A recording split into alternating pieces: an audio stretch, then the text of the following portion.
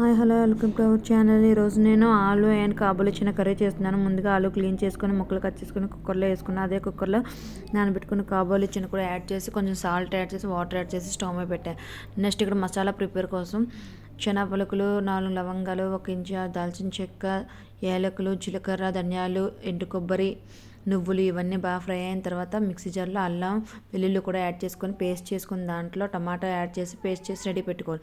Next కళాయిలో పోపు దినుసులు, పచ్చిమిరపకాయ, కరివేపాకు, ఆనియన్స్ బాగా ఫ్రై అయిన తర్వాత ఉప్పు, కారం, పసుపు వేసి ఫ్రై అయిన తర్వాత మనం ప్రిపేర్ చేసుకున్న మసాలా కూడా యాడ్ చేసుకొని బాగా మిక్స్ చేసుకోవాలి.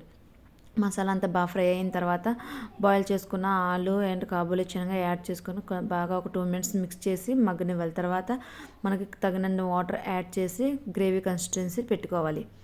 కొంచెం దగ్గర అయిన తర్వాత పైనుంచి కొత్తిమీర జల్లుకొని గార్నిష్ చేసుకుంటే కాబూలి ఆలు శనగ కూర రెడీ.